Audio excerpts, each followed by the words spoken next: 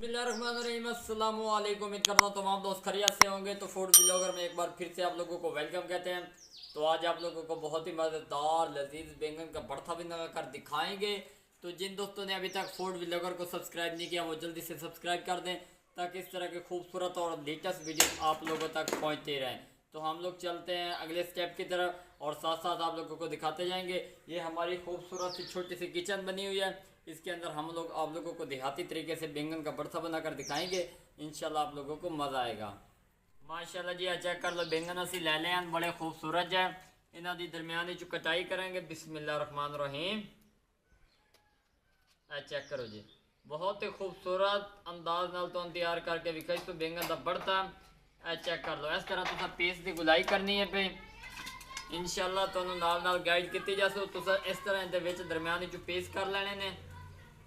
Check करो जी, माशाल्लाह सुभान अल्लाह। मेरे अल्लाह की बरकत नेमत अल्लाह पाक तो खाने जैके बरकत फरमाए। अजकल गर्मी है तो सोचा सी बहुत ही मज़ेदार बैंगन का भरता तैयार कर दूँ। गर्मी के अक्सर भरते तैयार घर तैयार होंगे ने। चेक कर लो,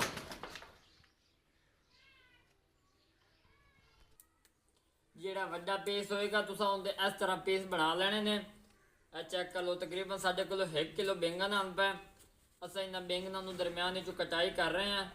इंशाल्लाह एक नए तरीके भरता बना के विखाई सो। तुहानू इस चीज़ का पता है पिया कि देहातों के अग के उत्ते तैयार किए जाते हैं, लेकिन असी अग वाले नहीं तैयार करेंगे, एक नए तरीके तैयार करके विखावे।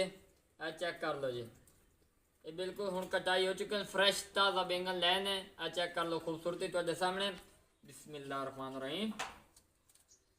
ये दरम्यान चो असी इहदा भी एक पीस कर लेने और ये फाइनली साढ़े जेडे पीस तैयार हो चुके हैं। हुण असी चलने अगले स्टैप की तरफ।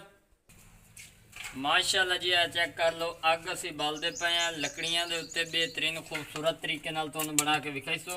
अज दा बहुत ही मज़ेदार लजीज खस्ता भरता। और ए चेक कर लो असी एक देगड़ी उत्ते रखते पे हैं। माशाल्लाह सुभान अल्लाह जी।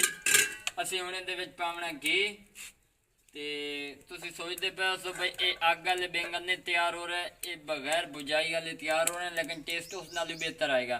ये वेखो जी, बिस्मिल्लाहिर्रहमानिर्रहीम। असी इहदे विच घी पा दिता। कोशिश करें तकरीबन 1 पाव के बराबर इहदे विच घी पवे, क्योंकि तुहाडे बैंगन का हिसाब वेखना जाना। चेक कर लो, घी नूं असी गर्म कर लेने। उस तो बाद इन्हां दी तलाई करें। बहुत ही खूबसूरत उमदा तरीके नाल बना के विखाई सो बैंगन का भरता। माशाअल्लाह सुभान अल्लाह जी, घी साडा गर्म हो चुका सी। हुण बैंगन के पीस पेंदे पे हैं। बिस्मिल्लाहिर्रहमानिर्रहीम।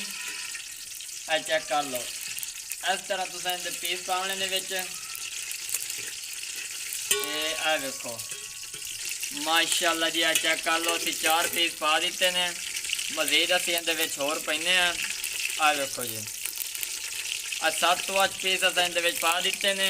इन्होंने इतना एक विच असां रोस्ट करना है कि इन्हों के उत्ते गोल्डन कलर ना आ जाए। जो तिकर गोल्डन कलर ना आए उदों तिकर तुसीं इहनूं तैयार कीती रखना है। एक देहाती तरीके नाल तुहानूं ये भरता तैयार करके विखाइंदे पे लकड़ियां दे उत्ते। अक्सर देहातां दे विच गैस नहीं भी हुंदा ते लकड़ियां दे उत्ते तुसीं ये तैयार कर सकदे वे।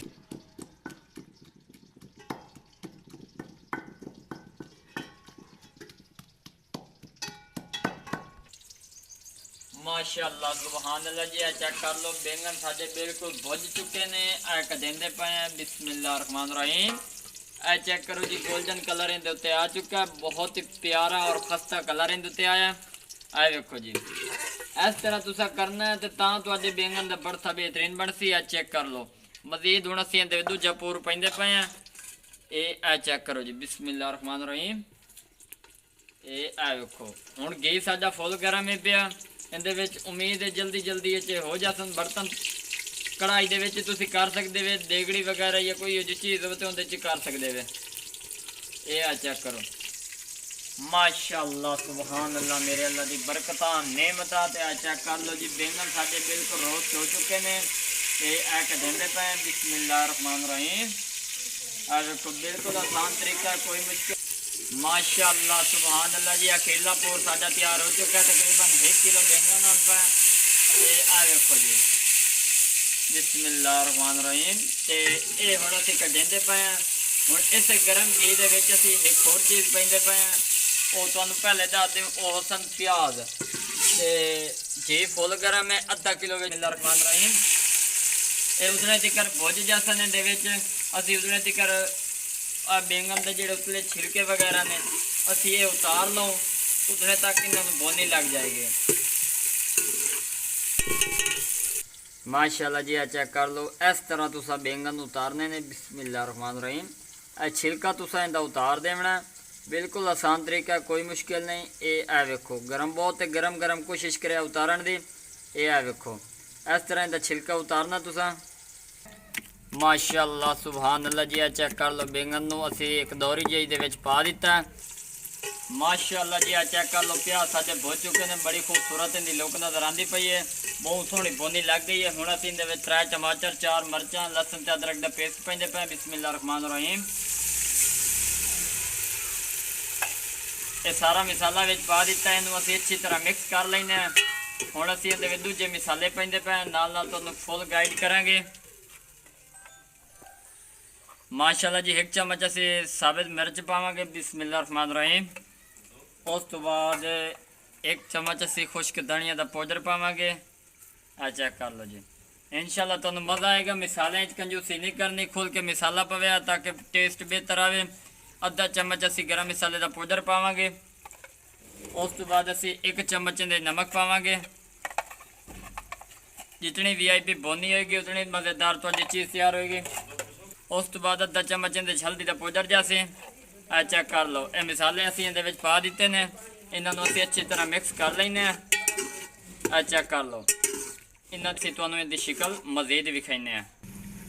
माशाअल्लाह सुभान अल्लाह जी, आ चेक कर लो, बोनी बड़ी सोहनी जी लग गई है। चेक कर लो, बड़ी खूबसूरत इनकी लुक नज़र आती पई है। बोनी का अक्सर लोगों को नहीं पता चलता, इहदे उत्ते घी का नितार आ जाए समझो बोनी तुहाडी लग चुकी है। हुण असीं इहदे विच दही पाइंदे पे। बिस्मिल्लाह रहमान रहीम। आधा कप असीं इहदे विच दही दा पा दिता ताकि एक टेस्ट इहदे विच बेहतरीन आ जाए। हुण असीं दही नूं अच्छी तरह इहदे विच पकावांगे मिसाले दे विच। उस तो बाद फिर तुहानूं असीं इहदी लुक विखाइने आ। माशाअल्लाह सुभान अल्लाह जी, चेक कर लो, बोनी बेहतरीन लग चुकी, दही इहदे विच अच्छी तरह मिक्स हो चुकी है। हुण असीं इहदे विच बैंगन दा भरता पाइंदे पे। बिस्मिल्लाह रहमान रहीम। चेक कर लो जी, इंशाल्लाह तुहानूं मज़ा से एक बार ट्राई ज़रूर करें। बिल्कुल सिंपल और आसान तरीका। अक्सर घरों के बच्चे और बड़े शौक से नहीं खाते बैंगन, तो आप लोग इस तरह की रेसिपी तैयार करके दें, इंशाल्लाह बार बार खाने पर मजबूर हो जाएंगे। ये चेक कर लें, इनको हम लोग अच्छी तरह मिक्स कर लेंगे। चेक कर लो जी, माशाअल्लाह सुभान अल्लाह जी, चेक कर लो, बैंगन का भरता बहुत मज़ेदार और लजीज खस्ता साडा तैयार हो चुका है। मज़ीद 2 मिनट का वक्फा देने, उस तो बाद असीं तुहानूं उतार के विखाइने। बहुत ही मज़ेदार और यम्मी और टेस्टी साडा भरता तैयार हो चुका है। इंशाल्लाह थोड़ी देर बाद उतार के तुहानूं विखावांगे। माशाअल्लाह सुभान अल्लाह जी, फाइनल ये तैयार हो चुका है भरता साडा। बिस्मिल्लाह रहमान रहीम। चेक करो, बहुत ही खस्ता और मज़ेदार तैयार होया, लचक वाला ज़ायकेदार। ये चेक कर लो।